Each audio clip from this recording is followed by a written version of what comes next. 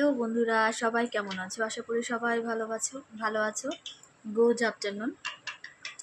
সবাই কি দুপুরে খাওয়া হয়ে গেছে? আমার এখনো হয়নি, জানো তো।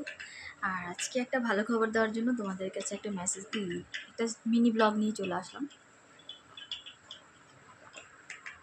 আজকে আমার দিদি আসবে আমার বাড়িতে, তো অনেক বছর পর আসবে আজকে। আর তোমরা তো জানো যে আমার শাশুড়ি অসুস্থ, ওনাকে দেখতে আসবে। তো ভালো লাগছে, দিদি আসবে, ফিলিংসটা ভালো। আজকে প্রচণ্ড চাপ গেছে শোলের উপর দিয়ে, সকাল থেকে প্রচণ্ড বৃষ্টি। এই বৃষ্টির মধ্যে আজকে ছিল প্যারেন্টস মিটিংয়ে ছেলেকে নিয়ে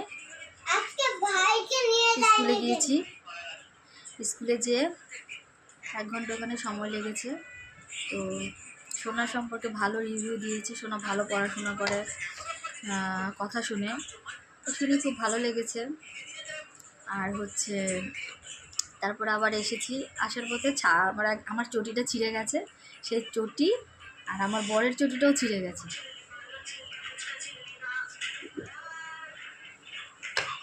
সেই চটি নিয়ে গেছি হলো মুচির দোকানে। সেই দোকানে যেয়ে 1 ঘন্টা লেট। এদিক দিয়ে বৃষ্টি এত, রিক্সা ভাড়া 1 ঘন্টা বসে থেকে আবার আরও ডবল ভাড়া নিয়ে নিয়েছে।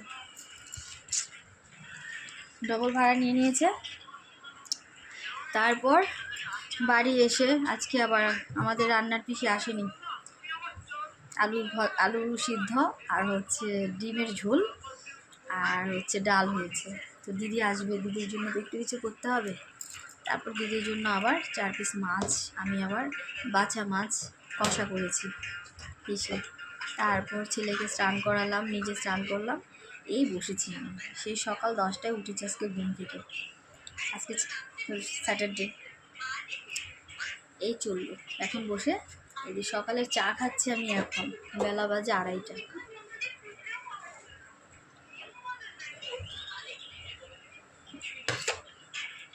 সময় পাইনি খাবার, এক কথায় কী বলবো। ছেলেকে খাওয়াতে বসেছি, খাবার দিয়ে আমি রান্নাঘরে কাজ করছিলাম। ছেলেকে বলেছি যে তুমি খাবারটা খেয়ে নাও। খাবার দেখবে, খাবারের স্ত্রী দেখো, এই দেখো, এই যে বসে রয়েছে, ভদ্রলোক বসে আছে, আমার কোনো কাজে লাগে না, একদম দুষ্ট। একটা খাবার দিয়েছি খেতে, এত 3.5 বছর হয়ে গেছে। 3.5 বছরের বাচ্চা একটু ভাত খেতে পারে না, সে আমাকেই ওর পিছনে সারাক্ষণ লেগে থাকতে হবে। আমার মধ্যে এমন কষ্ট কোন মারা করো বলো তো? আমাকে একটু কমেন্ট করে জানাবে। কী করবো আমি বুঝতে পারি না। সবাইকে অনেক ভালোবাসে, সবাই ভালো থেকো, সবাইকে অনেক ভালোবাসে। টাটা।